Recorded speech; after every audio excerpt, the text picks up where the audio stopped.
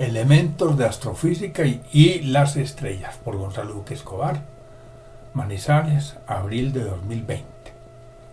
Documento del Observatorio Astronómico de la Universidad Nacional de Colombia, sede Manizales. Presentación. Las siguientes notas, soportadas en 2 capítulos de la guía astronómica titulados Elementos de Astrofísica y las Estrellas, contienen una revisión general de carácter cualitativo y divulgativo con temas afines organizados en 3 apartes. El primero sobre el universo de los átomos y la física de partículas, el segundo sobre variables estelares y la evolución estelar, y el tercero sobre cosmología y la astrofísica de las estrellas. El documento está dirigido a alumnos del contexto de astronomía de la Universidad Nacional de Colombia, sede Manizales, un curso general no especializado, sin prerequisitos y que no hace parte de una secuencia. La imagen es la torre de estancias coronada por el Observatorio Astronómico de Manizales OAM. Elementos de astrofísica. La imagen muestra espectros de galaxias lejanas. El átomo. Dalton, 1766-1844, a principios del siglo XIX, propuso como bloque elemental de la materia los átomos. A principios del siglo XX, Rutherford, 1871-1937, descubre que el átomo posee electrones en torno a un núcleo atados por fuerzas electromagnéticas. Por el principio de incertidumbre, si queremos la posición y velocidad de un electrón, para verlo se hace necesario chocarlo con un fotón, modificando así su posición y velocidad. Esto dada la imposibilidad de determinar un par de magnitudes físicas observables y complementarias según dicho principio. Para investigar el núcleo, se construyen los aceleradores de protones y las colisiones ponen en evidencia partículas elementales que a mediados de los 60 se dan a conocer. Ellas tienen propiedades como masa, spin y estabilidad. La unidad de Born es el átomo del radio. La unidad de Born es el radio del primer orbital de un átomo de hidrógeno igual a media unidad Armstrong. Mientras un átomo en promedio mide 2 Armstrong, es decir, 2 por 10 a la menos 10 metros, los núcleos atómicos con solo unos 10 a la menos 15 metros de diámetro son 10.000 a 100.000 veces más pequeños que un átomo y contienen más del 99% de su masa.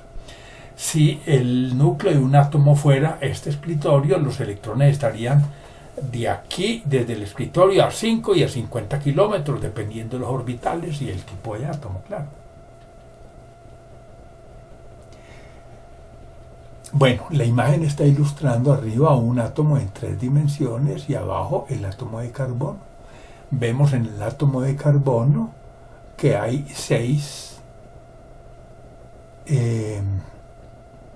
protones y 6 neutrones. Los protones son en masa muy similares a los neutrones, pero un poquito superiores. Pero un protón es 1380 veces en masa la masa del electrón.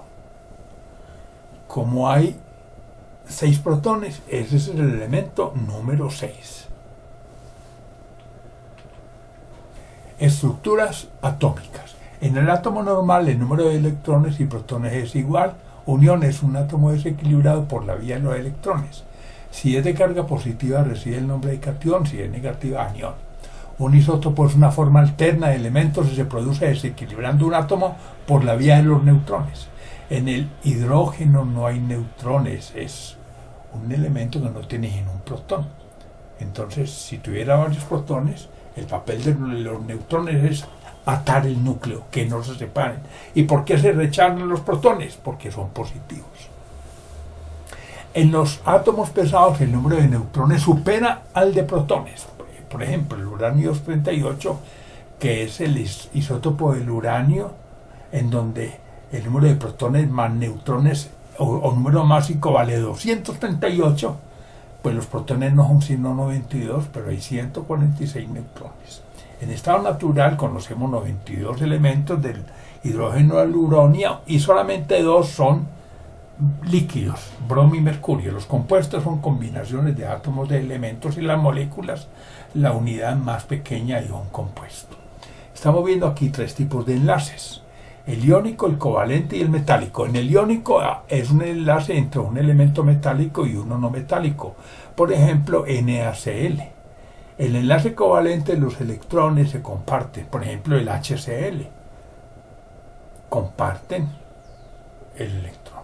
En el enlace metálico es entre elementos químicos metálicos. Los metales en el último orbital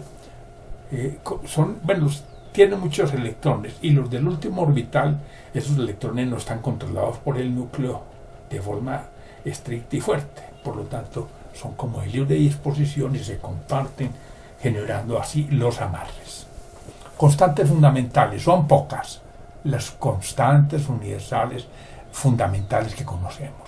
Para considerar la materia a gran escala, el parámetro fundamental es la temperatura, quien define el estado de un cuerpo. Si la temperatura de una molécula es T y su energía térmica media será aproximadamente KT, K es la constante de Boltzmann y T la temperatura absoluta.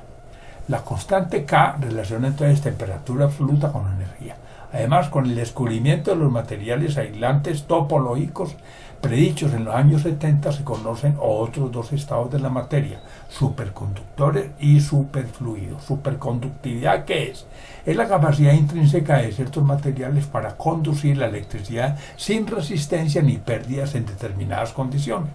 Eso ocurre a bajas temperaturas y materiales tan finos como el grafeno. El superfluido es un estado de materia caracterizado por la ausencia total de viscosidad al fluir en un circuito cerrado interminablemente sin fricción. Su estudio es llamado hidrodinámica cuántica. Aquí vemos entonces una lista de constantes fundamentales. Está empezando con la carga del protón, sigue la constante de Planck, la de gravitación de Newton, la velocidad de la luz, la masa en reposo del protón, la del electrón, la constante de la interacción débil, la de la interacción fuerte, y la constante de Hubble, y la constante cosmológica, la relación cósmica entre fotón y protón, y la permisividad del vacío, además de la constante de Boltzmann. La masa, el spin y la estabilidad. La expresión E igual a mc2 dice que masa y energía también pueden ser intercambiables. Por eso, en los procesos de creación de masa a partir de energía se pueden generar partículas. Las masas se miden en gigaelectronvoltios, unidad correspondiente a 10 a la 9 electrovoltios, donde un electrovoltio es la energía necesaria para mover un electrón a través de un voltio. La masa del protón es algo inferior a un gigaelectronvoltio. Tal unidad también sirve para medir energía. El spin es una propiedad física de las partículas elementales por la cual tienen un momento angular intrínseco de valor fijo. Es una propiedad análoga a la rotación de la Tierra sobre su eje, pero a nivel cuántico esa rotación no tiene un periodo tan libre como en el caso de los planetas. La estabilidad tiene pocas excepciones en las partículas elementales. Al fin, casi todas se desintegran, dando lugar a otras más ligeras. Por ejemplo, un neutrón libre desaparecerá tarde o temprano para dar origen a un protón, un electrón y una partícula sin masa llamada neutrino. En física de partículas también se habla de la antimateria. La ciencia supone que en el origen del universo existían materia y antimateria en iguales proporciones. No obstante, hoy el universo está hecho de materia, como lo vemos. Las partículas pueden clasificarse entonces por el spin, por los productos de desintegración o por la interacción entre ellas, que es como lo veremos. Materia oscura y energía oscura.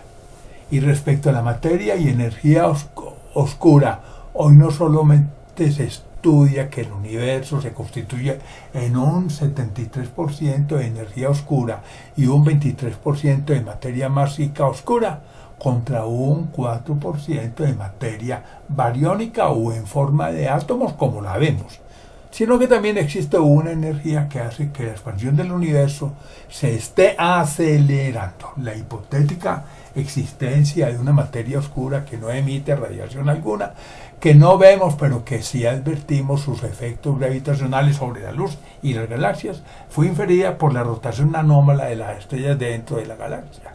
ya que si en el sistema solar la velocidad de rotación planetaria decrece dramáticamente conforme aumenta la distancia al Sol, como el centro de masa en las galaxias, dicha velocidad prácticamente se mantiene, es decir, en las galaxias el espacio no aparece más deformado al interior que en la periferia, por lo menos en igual proporción que en el sistema solar.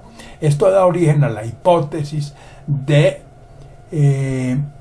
la materia oscura diseminada de forma no uniforme y a gran escala, así no la veamos, para explicar por qué las galaxias por allá siguen todavía moviéndose tan rápido como en el interior de ellas. Incluso desde principios del año 2000 se propone la existencia de una energía oscura que, al ejercer una presión uniforme negativa en el espacio-tiempo similar a la de la constante cosmológica, explicaría la actual expansión acelerada del universo. Miren la figura, vean el cono como se va abriendo dramáticamente, exponencialmente.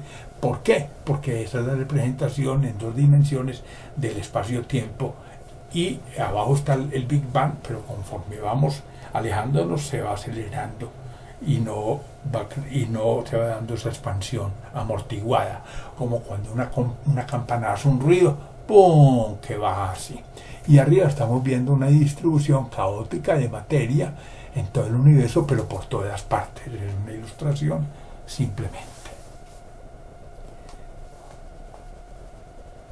Incluso entonces, desde principios del 2000 se propone la existencia de esa energía oscura que, al ejercer una presión uniforme y negativa en el espacio similar a la de la constante cosmológica, explica su actual expansión acelerada ocasionada por una fuerza repulsiva. De conocerse esa materia oscura, que se rastrea tanto en laboratorios desde el espacio como en complejos subterráneos, la astronomía podría dar origen a una revolución comparable a la de Copérnico.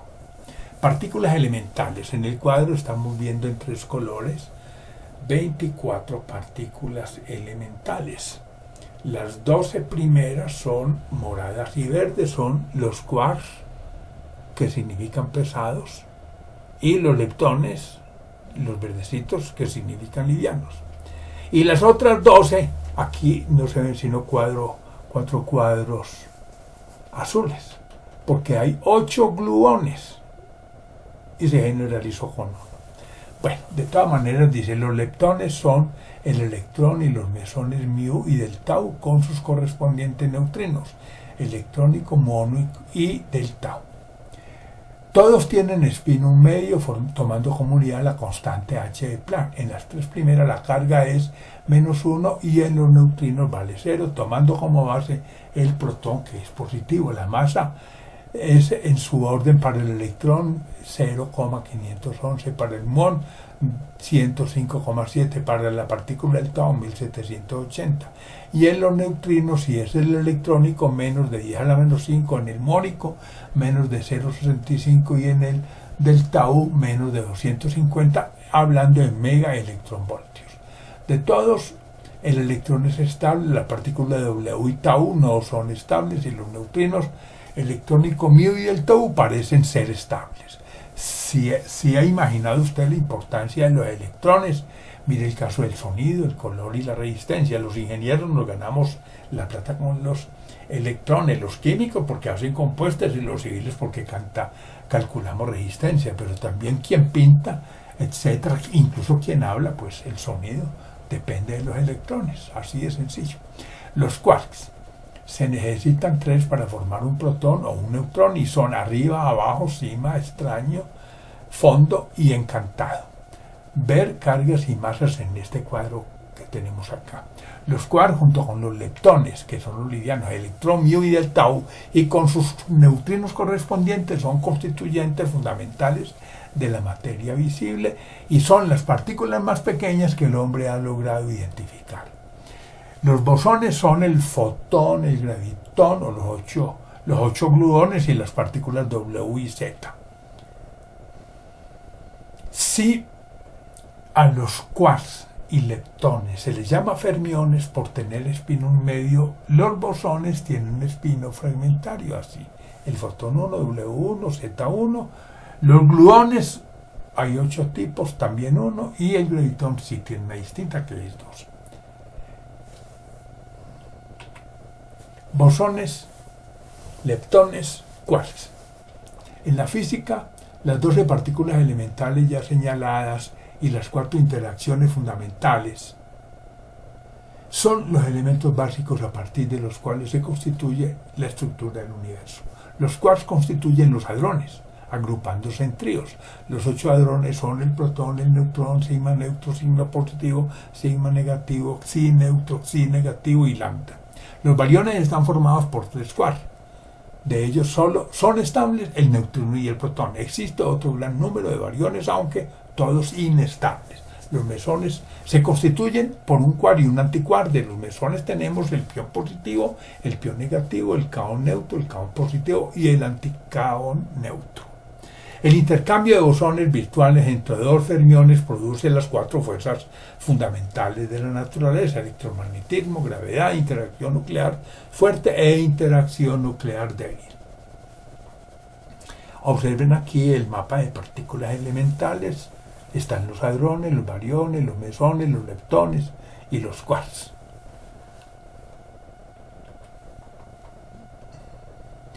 Las fuerzas fundamentales. Las fuerzas de la gravedad y del electromagnetismo son de alcance infinito. Contrariamente, la interacción fuerte y la débil son de alcance atómico o reducido. La primera es la responsable de mantener unidos los protones en el núcleo y la segunda de gobernar la desintegración de los elementos radioactivos. El orden de intensidades en las fuerzas es que la más intensa es la interacción nuclear fuerte que mantiene unido el núcleo del átomo. Sigue la fuerza electromagnética que explica electrones y protones atrayéndose para que se mantengan orbitando los electrones al núcleo atómico.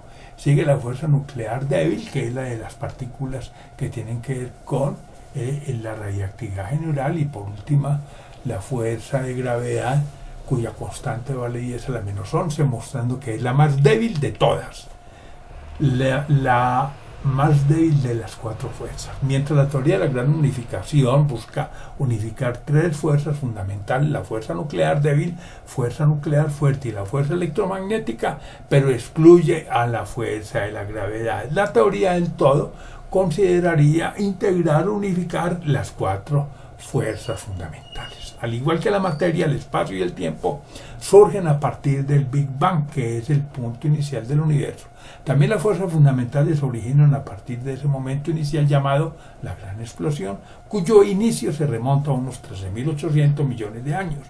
No obstante, sobre la edad del universo, aunque existe un consenso que le asigna 13.700 millones de años, existen otras posibilidades no agotadas, como lo son las que lo valoran como las consecuencias de la energía oscura, las evidencias observacionales con el terremoto Hubble, que parece le asignan 8.000 millones no más a la edad del universo, y la existencia de estrellas que podrían tener 12.000 millones de años, a pesar de que el Hubble está viendo que las estructuras más antiguas están a 8.000 millones de años. Bueno, aquí estamos viendo el origen de las fuerzas en esa gráfica a partir del Big Bang. ¿Cuándo aparecen las fuerzas? En la época de Planck, el periodo entre 0 y 10 a la menos 43 segundos. Las 4 fuerzas fundamentales están unificadas y no existen partículas elementales. Luego aparece la gravedad a la 10 a la menos 43 segundos. Se separa por fin ella.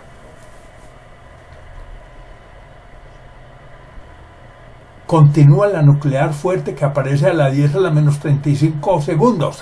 Y entonces van a quedar la electromagnética y débil, que se van a separar solamente a la 10 a la menos 10 segundos.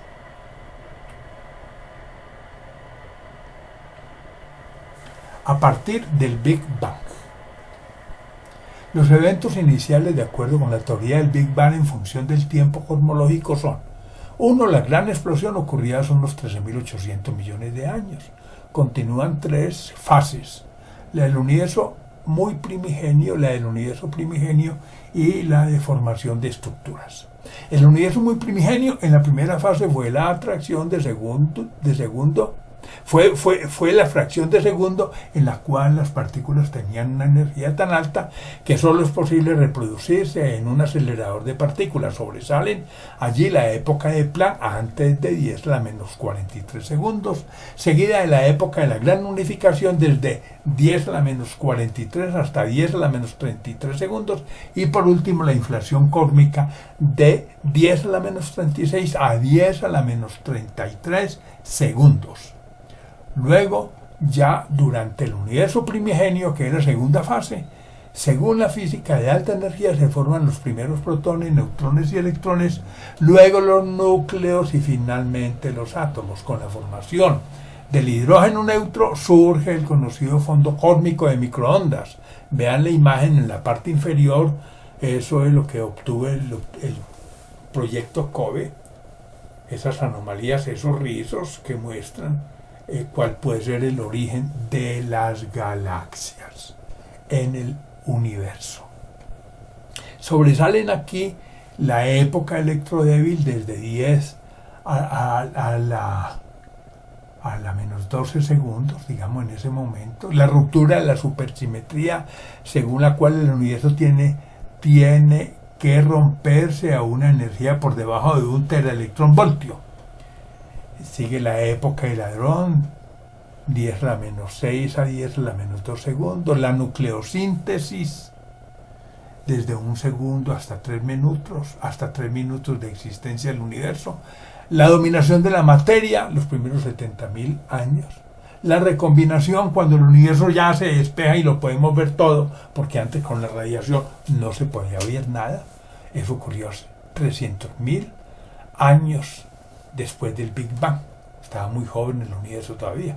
Y por último, las épocas oscuras donde muy pocos átomos son ionizados. Finalmente llega la tercera fase, o de la formación de las estructuras, cuando la materia empieza a agregarse y aparecen las primeras estrellas y cuásares, y por último las galaxias, las agrupaciones de galaxias y los cúmulos. El futuro finalmente no se conoce con certeza. Entonces, en la parte superior estamos viendo la ilustración del espacio-tiempo también acelerándose en 2 dimensiones, y cada letrerito de eso muestra uno de estos 3 grandes periodos. El inferior, ya lo decíamos, las anomalías obtenidas con el proyecto COBE, que son los rizos en el universo primigenio que explican las galaxias. Nanotecnología. La nanotecnología, ciencia y técnica de manipular la materia a escala atómica y molecular, permite la solución desde problemas médicos y biológicos, de electrónica y generación energética o comunicaciones y seguridad, hasta la producción de materiales con propiedades especiales a escala industrial. La nanotecnología surgió gracias al microscopio de efecto de túnel en Suiza, 1980. Los avances de la tecnología han llegado a campos insospechados, revolucionando el siglo XX. Con la nanociencia y la nanotecnología, que permiten crear estructuras funcionales gracias al control de los átomos y las moléculas de manera individual, con ese microscopio cuya punta es un átomo, lo que hace que las nanopartículas sean interesantes y que la tecnología se puede aplicar en diferentes campos como medicina, medio ambiente y electrónica, entre otros. Hoy a nivel mundial se reportan 10 aplicaciones así. 1. Nanobots, administradores de fármacos que sanan heridas y sustituyen la quimioterapia sin efecto secundario. Los nanosensores para medir presión sanguínea y respiración, nivel de glucosa y colesterol y anomalías cardíacas, o sensores de silicio y oro para detectar tumores. Gel transparente resistente a radiación ultravioleta para piel artificial sin inflamación o irritación cutánea. Nanomateriales de silicio negro que destruyen bacterias y esporas bacterianas. Baterías de carga ultra rápida con aminoácidos que aguantan miles de ciclos.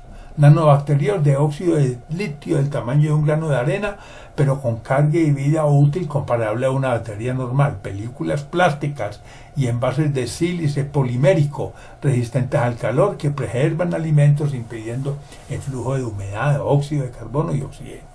Filtros para potabilizar agua mediante hojas con recubrimiento de plata que atrapan el 99,9% de las bacterias. 9 pantallas holográficas que reproducen imágenes en 3 dimensiones con sensación de tacto y sin necesidad de gafas. Y 10 producción de lentes de contacto de realidad aumentada que combinan la visión real con contenidos virtuales a nivel de la retina. Vamos con las estrellas. La imagen M80, un cúmulo globular a 28.000 años luz en Escorpio. Pueden haber 30.000 a 50.000 estrellas ahí.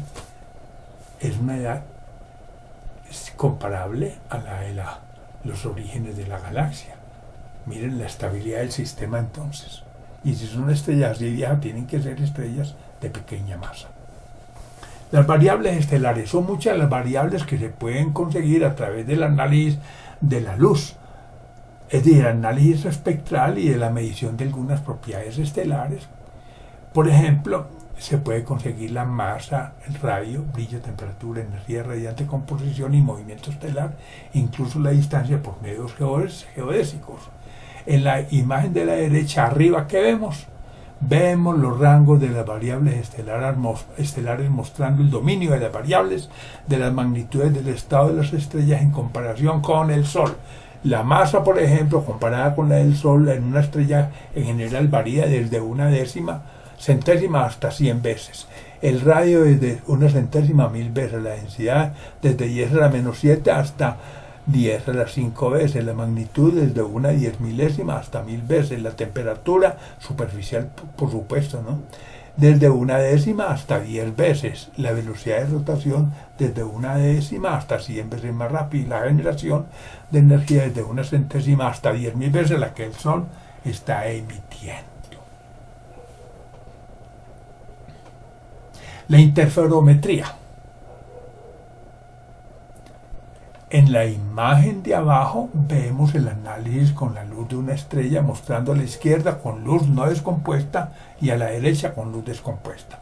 Entonces, si con luz, análisis con la luz descompuesta permite conocer la velocidad radial y angular de una estrella, la composición y el campo magnético. En el de la derecha, ahí me dice que la luz descompuesta con espectrógrafo puede conocer movimientos, tamaño e inestabilidad estelar.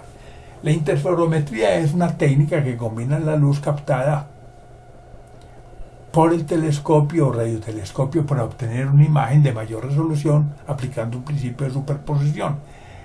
¿Cómo funciona el interferómetro? Se basa en la división de un haz coherente de luz en dos haces para que recorran caminos distintos pero lleguen a un mismo punto. La magnitud estelar califica el brillo real de las estrellas. Antes, a las más brillantes o de primer orden, se les habla de primera magnitud, a las de segundo o tercer orden, de segundo o tercer nivel, digamos. Posteriormente, el parámetro se matematiza y se habla de magnitud, pero también poniendo valores numéricos, incluyendo negativos, para astros como el Sol, cuya magnitud es menos 26, y diferenciando entre la magnitud absoluta para calificar los brillos que tendrían las estrellas si estuvieran todas en igual de condiciones de distancia, ubicándolas a 10 parsec, es decir, a 32,6 años luz de distancia de la Tierra, quedando entonces la magnitud aparente o visual a otro lado. El ojo aprecia hasta magnitud aparente o visual magnitud 6, y por cada grado el número de estrellas que pueden incrementarse en el cielo se multiplica por 3,5. Distancia de las estrellas. Para conocer la distancia de las estrellas cercanas aplicamos el método de la triangulación como la medida del paralaje estelar, donde se utiliza el diámetro de la órbita terrestre como base de observación. El método tiene un alcance hasta 100 parsec. La estrella polar está a 300 años luz, por lo tanto está en esa frontera. Observen la imagen, abajo está el sistema solar. Vemos 2 meses diametralmente opuestos en el año, por ejemplo, enero y junio. Desde ahí miramos una estrella que no esté lejana, tiene que ser cercana, porque si no las dos visuales en la práctica resultan paralelas y no se forma el triángulo que estamos viendo. Entonces ese ángulo que se forma en el tercer ángulo del triángulo siempre es un ángulo muy pequeño. Ahí está la clave para que el equipo con su sensibilidad pueda medirla. Esa estrella no puede estar muy lejos. Entonces la paralaje es medio angulito del de arriba. Ese medio angulito es el que abarca el radio de la órbita terrestre. El radio de la órbita terrestre, que son 150 millones de kilómetros, equivale a una unidad astronómica. Así como en astronomía se habla de años luz, otra distancia, otra forma de medir la distancia es con unidades astronómicas. Pero hay otra que se llama parsec. Es la distancia a una estrella cuando el angulito rojo llamado paralaje vale 1 segundo de arco. Entonces, en el fondo lo que se hace es miramos las estrellas en 2 épocas diferentes del año. Me van a producir en la bóveda celeste unas imágenes aparentes de los astros, y yo en la bóveda celeste yo puedo tener, ubicándoles allá, cuánto vale ese gran arco a prima b prima, lo divido por 2 y al dividirlo por 2 me da el angulito rojo. Si ese angulito rojo, que se llama paralaje, valiera 1 segundo de arco, la distancia sería de un parsec, que son 3,26 años luz. Pero son tan pequeños los ángulos que incluso queda valiendo la centésima parte de una estrella que está a un parsec, porque la estrella polar está a más de 300 años luz y el parsec son 3,26. Dice, las distancias de las estrellas se miden en años luz, en unidades astronómicas y en parsec, y el parsec es la mitad del arco de la bóveda celeste entre las posiciones aparentes del astro, o sea, la paralaje, para 1 segundo de arco. Eso significa que el parsec valdría 3,26 años luz. Dado que medir paralaje tiene corto alcance, para medir más lejos se usan los cúmulos estelares y las galaxias donde haya estrellas variables, pulsantes, pero periódicas, que sirven de faros del universo. Es el caso de las estrellas cefeidas, cuyo periodo de oscilación en el brillo se relaciona con la magnitud absoluta. Usted le mide el periodo y ya tiene la magnitud absoluta. ¿Y la visual es como la ve? La pregunta es, comparado con el Sol, si esa estrella usted sabe que el brillo real es tantas veces el Sol, entonces puede decir que el brillo de la estrella es el brillo del Sol, como la distancia de esa estrella que usted no conoce es la distancia al Sol, que vale 1. Despeja la incógnita, que es la distancia desconocida a la estrella, y la obtiene en términos de distancias al Sol. Ese es el ejercicio que hay que hacer. Este método sirvió para determinar la distancia a la galaxia Andrómeda, que inicialmente se estimó a 1 millón de años luz, y posteriormente, cuando se advierte una diferencia entre estrellas cefeidas de la población 1 y estrellas cefeidas de la población 2, es decir, que hay 2 poblaciones distintas de estrellas, se corrige la distancia errada y entonces ya no está tan cerquita como pensaban, y que le asignaban por estar a un millón de años luz el doble del tamaño, sino que está al doble de distancia, pero con la mitad del tamaño de nuestra galaxia. Estrellas notables. Observen esa diapositiva. Hay una estrella tan grande como Antares o Betelgeuse incluso, y el Sol es un pequeño punto que palidece al lado de ellos. Por eso dice el texto que el Sol, por su tamaño, es superado por la imagen, y en su orden por gigantes como Sirio, Pólux, Arturo, Rígeles, Aldebarán, y también palidece frente a esas 2 supergigantes como Antares y Betelgeuse. Faltan más entre las estrellas conocidas. Ahora veamos entre las estrellas más brillantes que tenemos. Por ejemplo, está Alfa del Can Mayor en Sirio a 8,6 años luz. Es una estrella muy brillante, la más de todas, porque la magnitud vale menos 1,47. Hay otra bueno, no tan brillante, pero sí importante porque es negativa la magnitud, menos 0,72, que Alfa Carina en Canopus está a 310 años luz. Está Alfa del Centauro, menos 0,27 en Rigel Centauro, está a 4,4 años luz. Y abajo vamos a ver entre las estrellas más cercanas, por ejemplo, Alfa del Centauro, aunque ese es un sistema que tiene Próxima Centauro, Alfa del Centauro A y Alfa del Centauro B. Esas estrellas tienen paralajes de 0,77, 0,75 y 0,58. Bueno, 0,77, 0,75 las otras dos. Y están a 4,2 o 4,4 años luz. Sigue la estrella de Barnard, que tiene una paralaje importante porque es medio segundo de arco, y entonces está a 6 años luz. Pero entre las estrellas así bien conocidas está Sirio en el 8º lugar. Sirio tiene una paralaje de 0,38 segundos de arco y está a 8,6 años luz de la Tierra. Diagrama Hertzsprung-Russell. El diagrama HR es el diagrama más importante en la astronomía. Los tipos de estrellas pueden caracterizarse allí por la temperatura, es aproximadamente su color, y la cantidad de luz o brillo real que emiten, pero entonces la magnitud absoluta.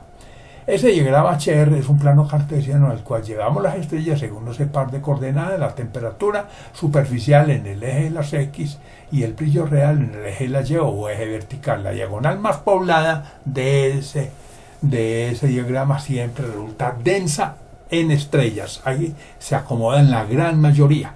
Se llama la secuencia principal. ¿Qué significa eso?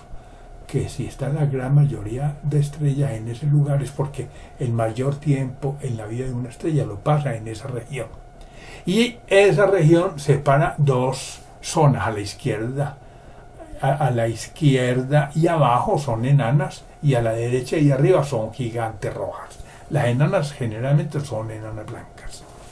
Entonces, en el diagrama vemos las 4 etapas de evolución, por ejemplo, del Sol. Pasamos de 1 a 2, de 2 a 3 y de 3 a 4. En 1 es antes de ser Sol, se llama protoestrella brillante. Primero caliente y después brillante. Primero se calientan los gases y después se ionizan. Y cuando llega a 2 es porque inician los procesos termonucleares. En la secuencia principal, todas las estrellas llegan allá. ¿Y qué es lo primero que hacen? Consumir el hidrógeno, que es el primer combustible. Después se le agota ese combustible y van a 3. En 3 se vuelven unas gigantes rojas. Algunas ahí explotan y desbaratan si son de gran masa. Otras, como el Sol, pues simplemente botan la capa externa y dejan de ser gigantes rojas, se vuelven enanas blancas, y entonces pasamos al otro lado de la diagonal y en 4 ya muere el Sol. Bueno, o estrellas pequeñas como el Sol. Dice, en el diagrama vemos las 4 etapas de evolución. 1 es una protoestrella caliente o brillante, pero en 2 el Sol se convierte en estrella llegando a la secuencia principal. Luego, al agotarse el hidrógeno, abandonará la secuencia principal para transformarse en gigante roja en 3. Luego, al perder su envoltura y con ella algo de masa, para finalmente convertirse en una enana blanca, va a 4 cambiando de lugar en el diagrama HR. Finalmente allí se apagará, quedando una masa estelar densa, negra e inerte.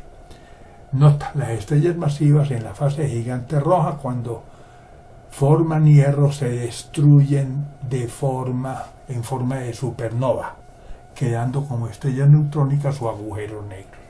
Este diagrama HR también permite estimar la masa y tamaño e incluso la vida o duración de una estrella. Digámoslo así, cuando uno hace el diagrama, la mayor cantidad o densidad de puntos da en la secuencia principal, pero sobre todo en la parte de abajo. Arriba es relativamente despoblada.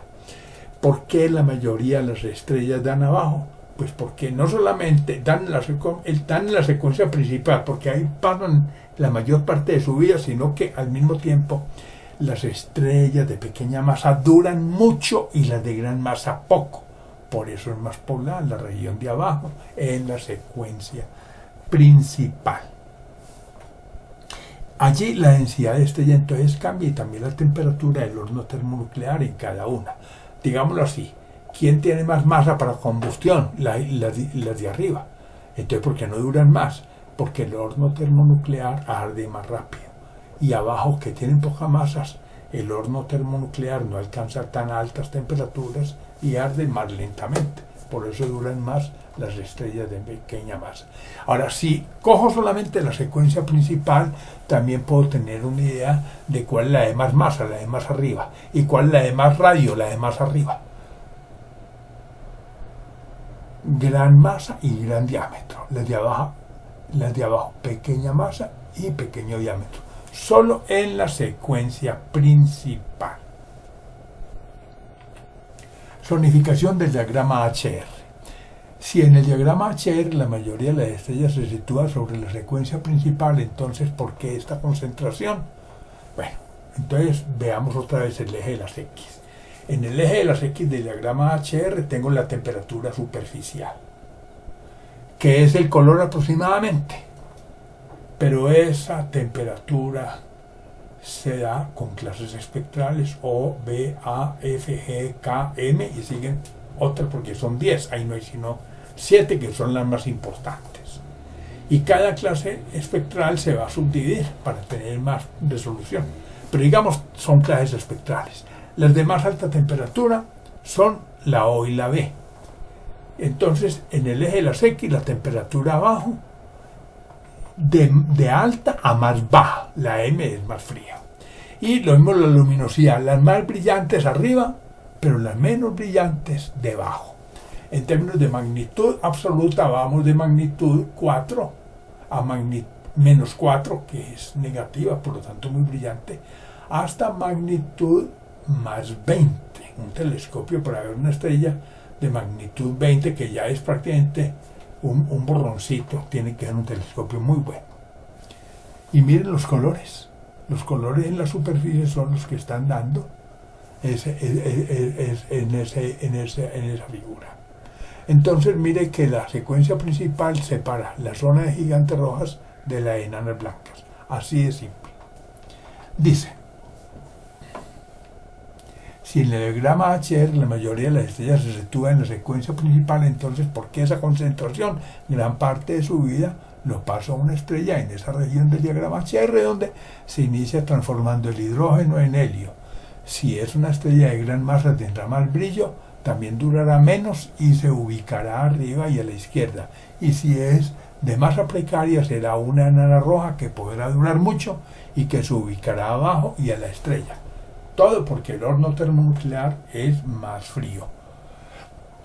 Es decir, las estrellas pasan el principio y la mitad de su vida consumiendo hidrógeno en la secuencia principal. En la actualidad el Sol se encuentra en esa situación, con una fase estable en la cual la posición que ocupan sobre dicha diagonal viene determinada por su masa inicial.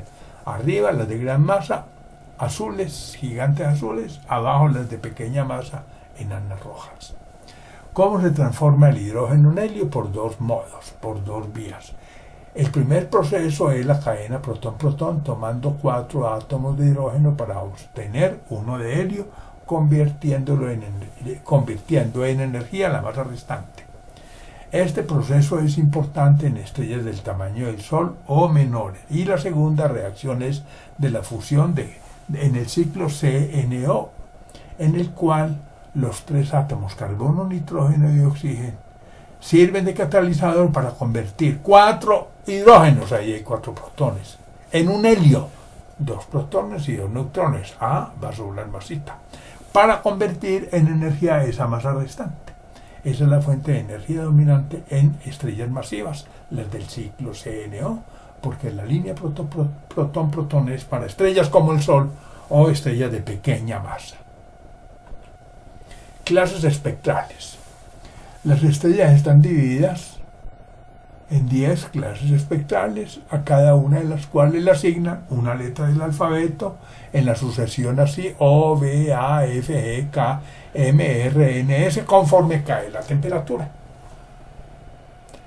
Pero no vamos a ver sino hasta la M, las 7 primeras de esas 10 clases espectrales. Dice aquí además: las estrellas de gran masa con alta temperatura superficial son de las clases espectrales O y B. Ajá, las B pueden ser estrellas de 7 masas solares, por ejemplo, 5, 7. De color azul a blanco y de poca duración, a pesar de tener más combustible. Esto da la mayor temperatura alcanzada en su núcleo. Las estrellas de poca masa y menor temperatura superficial son más abundantes, ya que al perder lentamente el combustible pueden durar más. Es lo que ocurre con las clases espectrales K y M, que son de color amarillo y rojo. Entonces, cada clase espectral tiene 10 subclases, desde A1 hasta A9, desde G1 hasta G9. El Sol es una estrella de clase espectral G2. Miren los colores arriba de las estrellas. Los colores OVA son las más masivas y el GKM son las estrellas más frías y menos masivas. Y veamos la tabla. Observen ustedes las temperaturas en las O, que son azules, las más calientes, de 50.000 a 25.000 grados centígrados, mientras que en la B es prácticamente la mitad de eso. Y la A, la mitad prácticamente de las B. Y la G, que es el Sol, de 6.000 a 4.000, pero las K y la M prácticamente también están cayendo casi a la mitad de eso.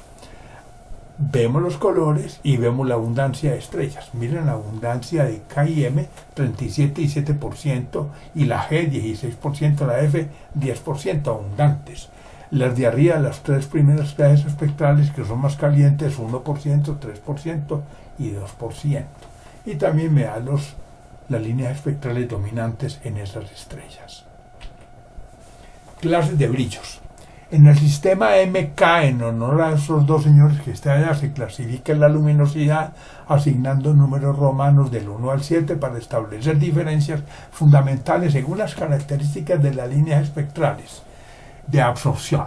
Cuando la energía calorífica estimula un elemento en su fase gaseosa, sus átomos emiten radiación en ciertas frecuencias del espectro visible. Ahora, dependiendo del tipo de gas, la fuente luminosa puede producir dos tipos de líneas de espectro: o emisión o absorción. Si captura una disminución de la intensidad de la luz en la frecuencia del fotón incidente, se observará una línea de absorción. Pero si el detector es capaz de observar el gas y no la fuente de luz, es porque hay una partícula de gas que está emitiendo ionizada. Se observan entonces líneas de emisión. Aquí abajo de la gráfica tengo los 3 espectros. El espectro continuo, por ejemplo, la luz del Sol llega acá a espectro continuo. Pero otra cosa es que haya por allá una nube oscura en donde empiece alguna sustancia ionizada a emitir. Es un espectro de emisión. Y el de absorción es que la luz del Sol cruce por una nube gaseosa y entonces pierde información. El que se roba la información es un determinado elemento que se carga, y por eso están las líneas de absorción diciendo cuál es el elemento presente en esa nube que interfirió el haz de luz. Y en el diagrama HR vemos los números en romanos descendiendo. El 7 está abajo, el 1 romano arriba, 1A, 1B, 2, 3, etc. Y eso se corresponde de arriba con estrellas de gran tamaño, y abajo estamos hablando prácticamente con estrellas de pequeño tamaño. Estrellas dobles y poblaciones. Estrellas dobles son dobles ópticas y, estando separadas, solo coinciden con la visual, pero están en sistemas distintos. O dobles físicas y están amarradas gravitacionalmente, por lo tanto girando en torno a un mismo centro de masa. Hay dobles que se pueden ver fácilmente, como Alcor y Mizar, pero hay otras que hay que verlas con efectos fotométricos. Es decir, yo puedo tener dobles físicas, ópticas o espectrográficas. Si las separo, necesito pues el efecto Doppler. Poblaciones estelares, hay dos poblaciones. La población 1 son estrellas de alto contenido metálico, como el Sol, son de segunda o tercera generación, muy jovencitas, tienden a ser luminosas, están en los brazos de la galaxia. Y las estrellas de la población 2 son estrellas muy viejas, de bajo contenido metálico, no se han reciclado, son de primera generación y están por lo general en los cúmulos globulares o en el núcleo de la galaxia. Aquí estoy viendo un sistema doble que lo voy a estudiar con un espectrómetro. Mire usted arriba el espectro con las líneas, puede tener doblamiento. Los de la derecha tienen doblamiento o no va a haber doblamiento de las líneas espectrales, es decir, sin corrimiento. En las posiciones 1 y 3 no tienen, porque en 1 y 3, miren, la Tierra está hacia arriba, entonces vamos a hablar viendo desde la Tierra. Viendo desde la Tierra, entonces en 1, la estrella que no, la blanca, se mueve de derecha a izquierda, pero no se acerca a la Tierra ni se aleja. Lo mismo en 3, se mueve en dirección contraria, va a dar la vuelta. Se mueve de izquierda a derecha, entonces está a la misma distancia de la Tierra. Otra cosa pasa con la posición 2, donde la estrella se está alejando de la Tierra está arriba, baja, entonces hay un corrimiento al rojo, o en la posición, en la posición 2, sí, la Tierra, y en la posición 4 la Tierra, el planeta, la estrella, se está moviendo hacia la Tierra, acercándose, hay un corrimiento al violeta. Cúmulos estelares. Bueno, miren la imagen ustedes, hay dos tipos de cúmulos globulares, que son de la población 2, estrellas muy viejas. Otros que son cúmulos abiertos o galácticos de estrellas de segunda o tercera generación, muy jóvenes, población 1, como las 7 cabritas. Hemos dicho que las primeras estrellas que se mueren en el diagrama HR son las de gran masa. Mire el espectro, el diagrama HR de M3 está despoblado arriba. El de las Pléyades está completamente poblado porque el cúmulo es joven. Yo observando el diagrama HR puedo saber cuál es el cúmulo más joven y cuál es el más viejo. Dice que las estrellas de la Vía Láctea, nuestra galaxia, son más heterogéneas que las de cualquier tipo de cúmulo, porque aquí tenemos los dos cúmulos. Dice, hay diferencias entre las del halo galáctico, que es la estructura heredada de la protogalaxia o galaxia primitiva, donde están los cúmulos globulares, y las de los brazos espirales, que son estructuras lenticulares ya de la galaxia, donde ya han evolucionado las estrellas y se han reciclado. Eso ya marca la diferencia. Además, desde el punto de vista de las órbitas en los cúmulos globulares, que eran cuando la galaxia era muy redonda, digamos así, pues tienen órbitas muy excéntricas e inclinadas, mientras que las Pléyades, esos cúmulos, están en el plano medio de la galaxia, cuando la galaxia ya está bien conformada como un disco, y entonces tienen órbitas circulares y además no inclinadas, sino con el plano galáctico. Las estrellas variables. Aquí vemos el cúmulo de las Pléyades a 400 años luz en la región de Tauro. Síntesis evolutiva de una estrella. Miren el dibujo y vamos a explicar el dibujo gráficamente. Hay una nube de gas y polvo abajo, con estrellas que no se han formado, eso se llama protoestrellas, inicialmente caliente, después brillante ya cuando el gas más que calentarse se ioniza, y hay dos posibilidades: si hay mucha masa, una estrella masiva; si hay menos masa, toma la mano izquierda y una estrella como el Sol, común y corriente, una estrella media. Pero entonces las dos se van a volver gigantes. El Sol, una gigante roja, y la otra, pues que se volvió una estrella supermasiva, pues una gigante más bien naranja. Y ambas van a tener una cosa bien singular. La estrella, la gigante roja, como el Sol, va a tener varias explosiones y forma una nebulosa planetaria cada que tenga explosiones. Cada que haya un cambio de combustible en el horno termonuclear, explota y pierde masita. Pero la supergigante roja se destruye de una y pierde mucha masa. Pero generalmente ahí, ¿qué ocurre? Que se transforma esa gigante en una supernova y la supernova va a degradar en agujero negro o en estrella neutrónica, lo que no pasa con estrellas como el Sol, que se van a enanas blancas. Ese es el diagrama. Vamos a leer esa síntesis evolutiva.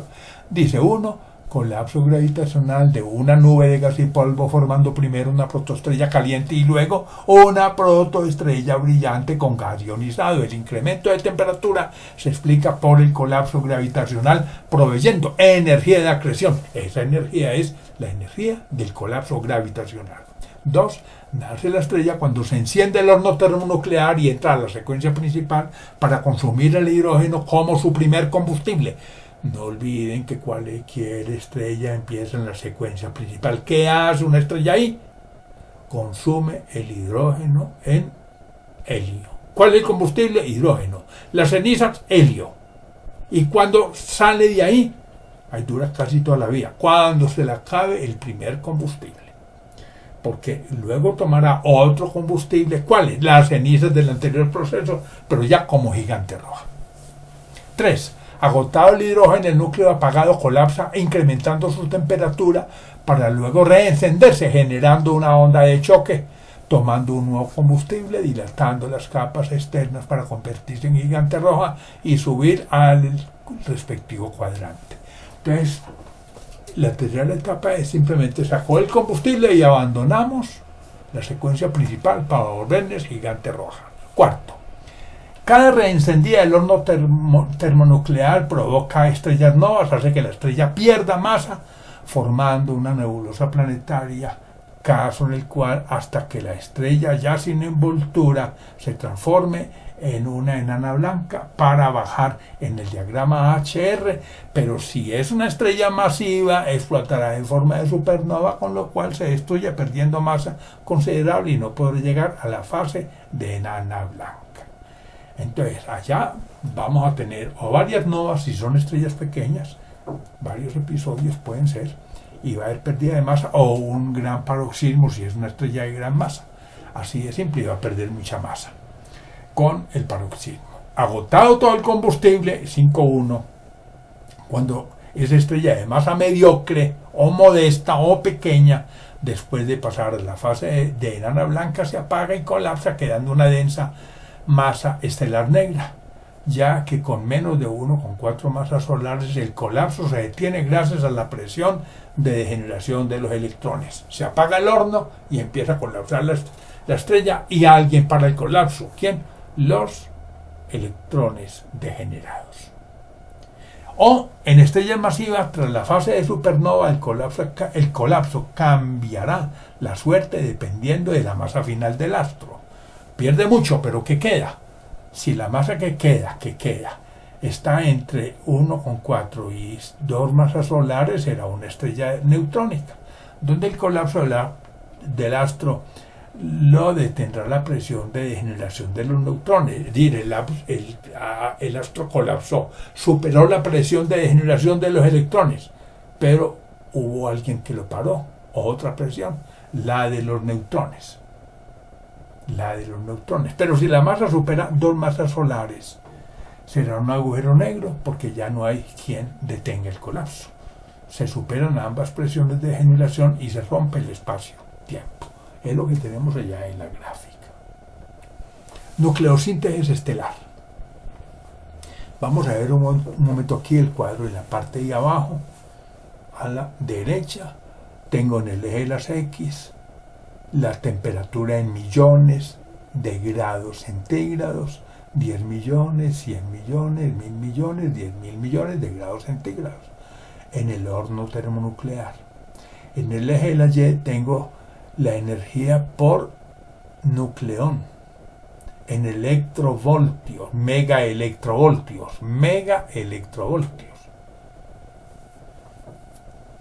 Pero tengo una escalera donde dice la primera combustión es la del hidrógeno a un poco más de 10 millones de grados centígrados. Y 6,7, digamos, electrovoltios por nucleón. Luego empieza la combustión del helio pero se necesita una temperatura superior, digamos 100 millones de grados centígrados. Esa combustión del helio me da carbono y oxígeno. Se necesitan 7,4 megaelectronvoltios por nucleón, pero a esa temperatura. Y ya luego a 700 millones de grados centígrados, antes de 1000, mire, empieza la combustión del oxígeno y el carbono para producir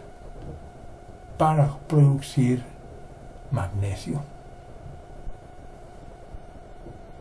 para producir oxígeno seguramente, para azufre, y después empieza la combustión del oxígeno y el neón para producir hierro, y el hierro se fisiona, y si se fisiona libera energía. Si libera energía, porque se está fisionando, algo va a pasar con el hierro, va a producir helio. Y no tengo elementos más pesados en esa síntesis. Dice entonces que el curso de la estrella por el diagrama HR estará determinado fundamentalmente por su masa y composición química. Las cenizas del hidrógeno, que son el helio, se van concentrando en el núcleo. Agotado el hidrógeno, la estrella se hace inestable, se contrae y calienta por energía de acreción y toma el helio como segundo combustible para producir carbono por el proceso triple alfa. 3 átomos, helio igual un átomo carbono. Simultáneamente la estrella se dilata ganando con su mayor superficie el color rojo y cambiando de lugar en el diagrama HR. Ahí está la salida pues de la secuencia principal. A medida que el núcleo se siga contrayendo gracias a la energía de acreción, la temperatura crece y el neón empieza a interactuar con núcleos de helio para formar magnesio. Cuando digo que a medida que el núcleo se contrae es cuando se vaya acabando el combustible y vuelve y se apague.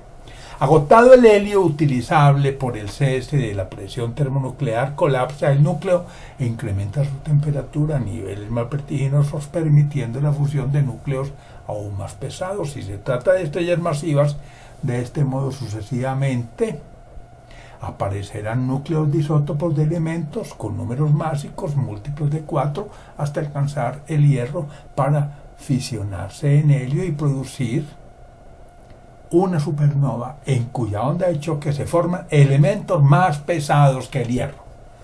Entonces ya sabemos de dónde provienen los elementos más pesados que el hierro, de novas y supernovas. Esto es, en la fase gigante roja, a mayor masa, mayor temperatura y mayor escala de reacciones, hacia los elementos más pesados: neón, magnesio, silicio, azufre, calcio, titanio, vanadio, cromo, manganeso, hierro. Pueden ver en la imagen, en la parte de arriba, dos figuras, una donde muestra cuál es la combustión gradualmente en una gigante roja, pero también aquí vemos en función del número másico la energía de enlace por nucleón en megaelectronvoltios. Vemos dónde está el hidrógeno y al final aparece el uranio de 235, por ejemplo. Vemos también el hierro arriba en el pico de la curva roja. Pero más lejos que el hierro no se puede dar fusión, porque el hierro absorbe energía estelar fisionando en helio, con lo cual el cese súbito de presión de reacciones hace explotar la estrella en forma de supernova. Estrellas neutrónicas, pulsares, agujeros negros y emisoras de rayos X. Una estrella de neutrones puede explicar no solo una estrella con emisión de rayos X, sino también un pulsar. Cuando materia proveniente de una estrella vecina entra al campo gravitacional de una estrella neutrónica, el material que cae sobre ella y el expulsado colisionan y crean una capa esférica que se calienta a temperaturas entre 200 y 300 millones de grados centígrados. Este gas caliente es el que emite la luz de rayos X. La condición para la emisión de rayos X solo es la temperatura por encima del 1.000.000 de grados Celsius. Y un pulsar es una estrella de neutrones con un intenso campo magnético que induce la emisión de pulsos de radiación electromagnética a intervalos regulares asociados a su periodo de rotación y a la disociación de los ejes magnético y de rotación. Veamos las dos figuras. En la parte superior vemos el pulsar. Observen la disociación entre el eje de rotación vertical y el magnético en azul inclinado. Esa estrella es una estrella muy densa, entonces ha sufrido un colapso gravitacional significativo. Para mantener el momento cinético, entonces la velocidad de rotación se ha incrementado sustantivamente.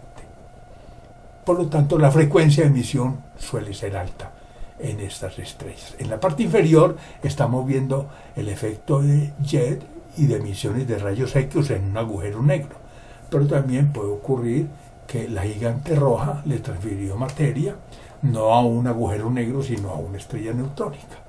Entonces la masa que cae va a encontrar en un disco de acreción que está de varios miles de soles girando rápidamente una estructura con la cual se choque para que se produzca la temperatura que supere el 1.000.000 de grados centígrados. Las estrellas neutrónicas surgen de estrellas de masa final entre 1,4 y 2 masas solares cuando en la fase de gigante roja avanzado el proceso de nucleosíntesis, el colapso gravitacional supera la presión de degeneración de los electrones más no la de los neutrones. Los electrones en órbita se acercan tanto al núcleo atómico que acaban fusionándose con los protones.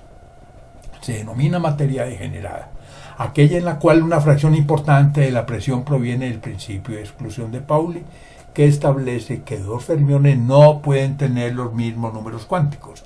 Para la degeneración de electrones se requerirá una densidad en torno a los 10 a la 6 gramos por centímetro cúbico, y para la degeneración de los neutrones unos 10 a la 14 gramos por centímetro cúbico.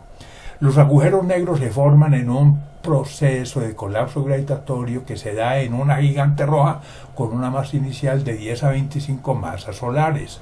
Ya avanzado el proceso de nucleosíntesis gracias a que la fuerza gravitatoria concentra la masa generando un cataclismo, agujero negro, un cataclismo con el cual se forma un agujero negro cuando la masa restante supera 2 masas solares. Un agujero negro es un cuerpo tan denso que atrapa su propia luz y que tiene por radio de acción el horizonte de sucesos, una hipersuperficie fronteriza imaginaria del espacio-tiempo, y que con su forma esférica lo rodea.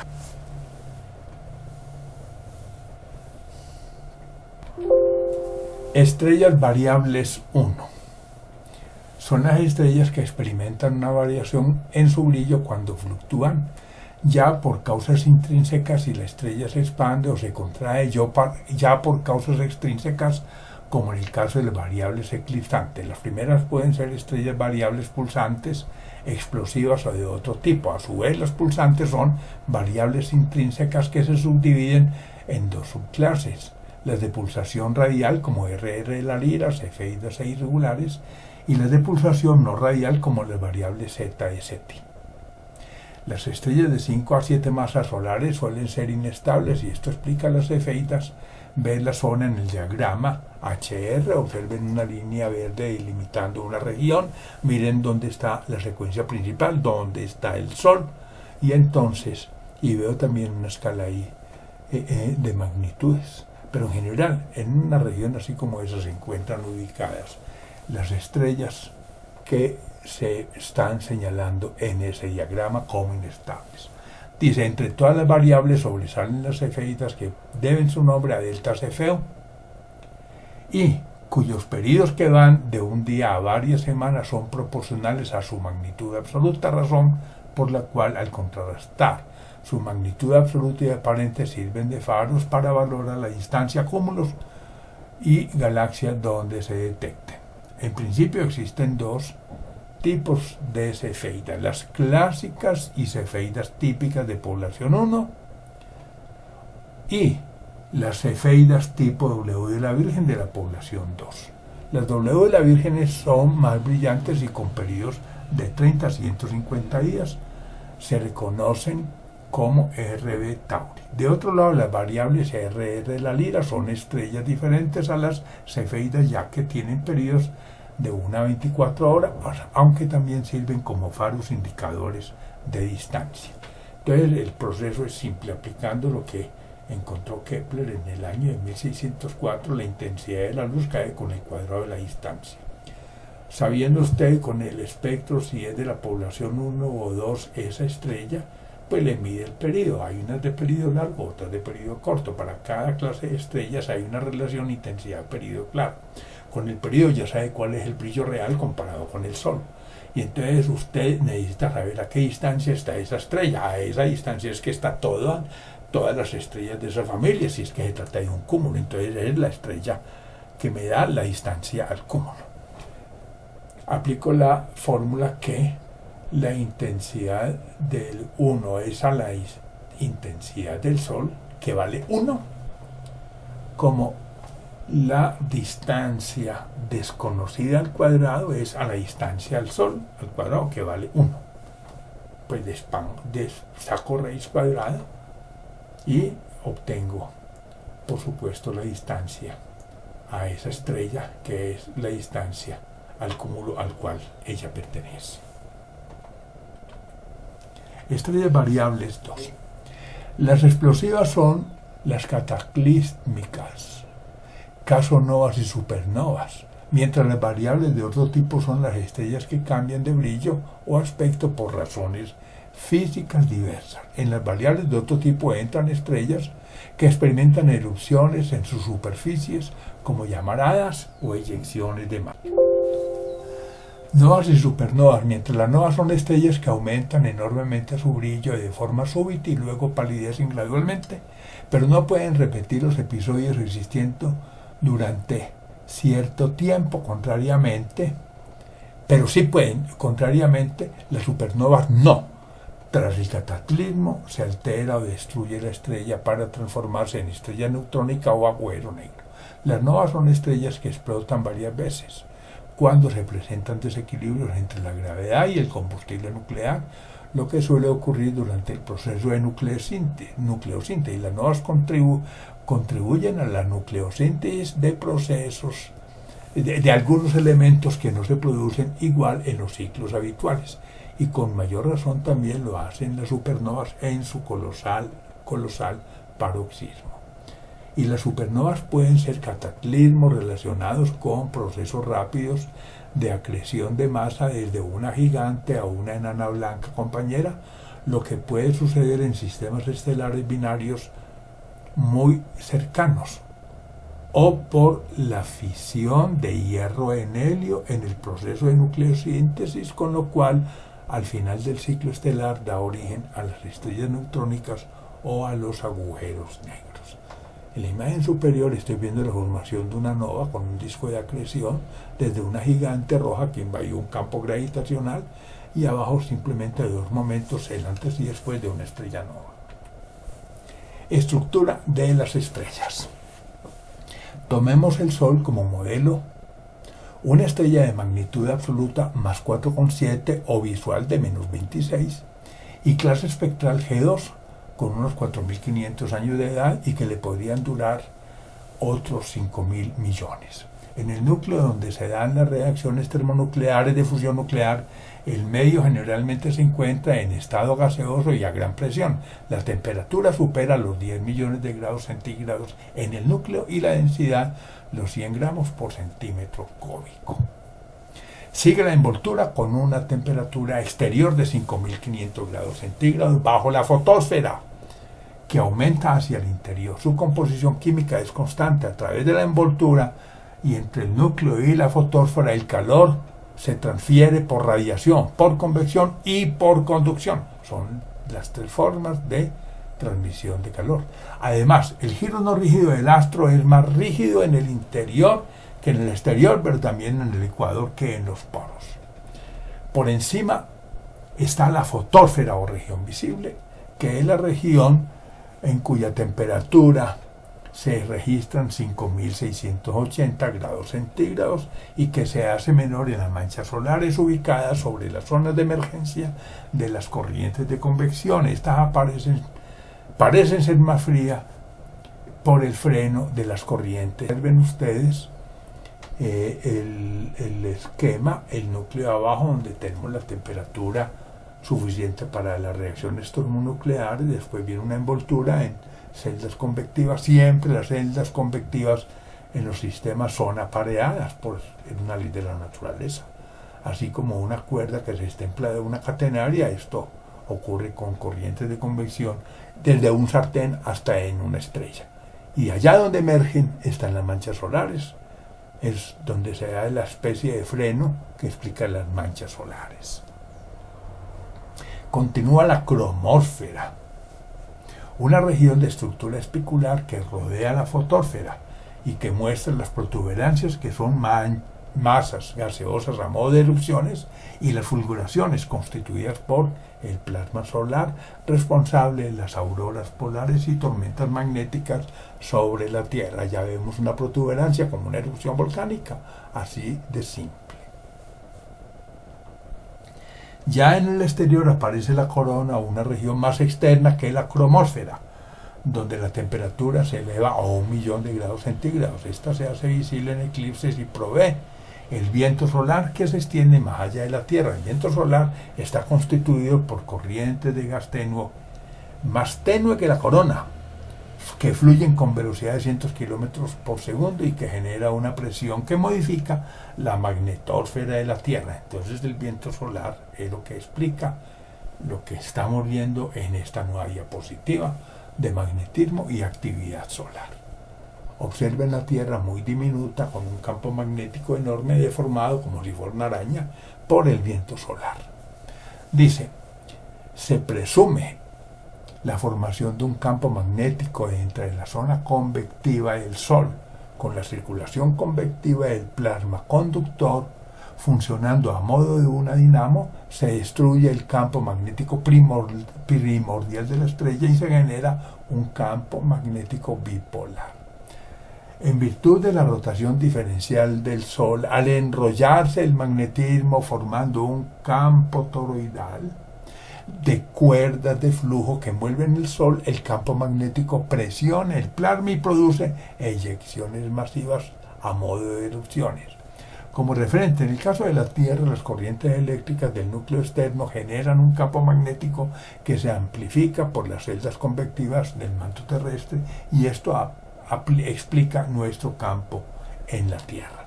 Estoy diciendo que la Tierra tiene un núcleo líquido, caliente y en movimiento, donde hay corrientes eléctricas, y a toda corriente eléctrica le corresponde un campo magnético. Ese campo magnético es el que se amplifica, el modo que acabamos de ilustrar. Para ilustrar los cambios del clima que se han dado en la Tierra, además de las 5 grandes glaciaciones, cuyo evento último ocurrió en el Cuaternario, pues les cuento que en esa gran glaciación, en el Parque de los Nevados, los hielos alcanzaron a extenderse alrededor de 1.000 o 1.500 kilómetros cuadrados en el Parque de los Nevados del eje cafetero. Tenemos entonces dos situaciones antagónicas y recientes. Primero, la pequeña glaciación asociada a un periodo frío de 300 años ocurrido entre 1550 y 1850, en el que se presentaron tres picos fríos, 1650, 1770 y 1880. Esta pequeña edad del hielo, acompañada de lluvias, coincidió con un periodo de baja actividad de las manchas solares. ¡Qué interesante! Entonces, desde que se fundaron municipios o pueblos por Jorge Robledo y Belalcázar, hablo de Anserma, Pereira, Mariquita, Victoria, Caldas. Desde esa época, en 1550, o sea, 10 años después de Anserma y 3 años antes de Mariquita, hubo un periodo frío en la Tierra, hubo hielo en el Ebro. Pero ¿qué ocurrió en el Parque de los Nevados? Hace 14.000 años se habían ido los hielos, pues volvió a congelarse y los hielos llegaron a sumar 96 kilómetros cuadrados. El Nevado del Quindío tenía 4 kilómetros cuadrados de hielo. Continuamos acá. Y segundo, el actual calentamiento global en el que la actividad solar juega y a cuya celeridad excepcional ocurrida en los últimos 50 años contribuye la concentración de dióxido de carbono de origen antropogénico en la atmósfera. Y estamos diciendo que el actual calentamiento global, pues el Sol sí ha estado muy activo, pero también hay gases con efecto de invernadero. Cometas y asteroides. Los cometas del sistema solar son cuerpos celestes constituidos por hielo, polvo y roca, que orbitan alrededor del Sol siguiendo las trayectorias de las curvas cónicas o colisionando si resultan capturados por el Sol o un planeta, y que provienen principalmente de dos lugares: la nube de Oort, ubicada entre 50.000 y 100.000 unidades astronómicas, y el cinturón de Kuiper, ubicado entre 30 y 55 unidades astronómicas, 1000 veces menos. Es decir, más lejos que Plutón, sí.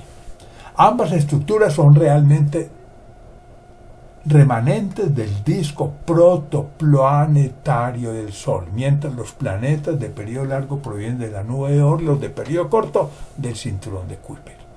La nube de Oort presenta dos regiones diferenciadas, una nube exterior de forma esférica y la interior en forma de anillo, que es la nube de Hill. El cinturón de asteroides ubicado entre Marte y Júpiter es un disco del sistema solar con una masa equivalente al 4% de la masa de nuestra Luna, la cual alberga multitud de objetos rocosos de formas irregulares denominados asteroides, y al planeta enano Ceres de 900 kilómetros de diámetro, cuya masa es 1/3 de todo el cinturón, pero también otros cuerpos notables como Vesta y Palas. Los asteroides y sus parientes, los meteoroides, son fragmentos rocosos que frecuentan nuestro espacio interplanetario, solo que los primeros, al igual que los cometas, son tan grandes como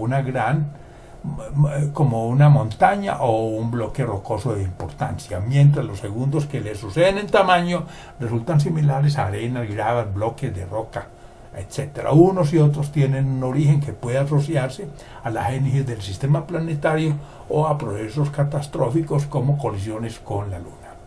Finalmente están las estrellas fugaces, que se explican por polvo y arena submeteórica de origen cometario que entra en la atmósfera cuando la Tierra transita por la ruta de los cometas conforme se va desplazando.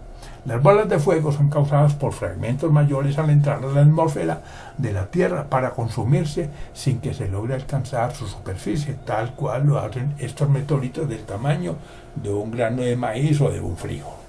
La imagen está mostrando en la parte superior la nube de Oort y en detalle el sistema solar por allá pequeño, que aquí lo sacamos para poder dibujar la órbita de Plutón y con ella estar dibujando el cinturón de Kuiper, que abajo lo vemos en planta, comparado también con la posición de los de Júpiter, Saturno, Urano y Neptuno. Gracias. Este es un documento para el curso de contexto de astronomía de la Universidad Nacional de Colombia, sede Manizales, dictado desde el Observatorio Astronómico de Manizales, por Gonzalo Duque Escobar. La bibliografía, tenemos varias fuentes, 10 páginas. Hay documentos de la Universidad Nacional sede Bogotá en abundancia, pero también libros de bibliotecas científicas populares, complementando esta bibliografía. Muy amable.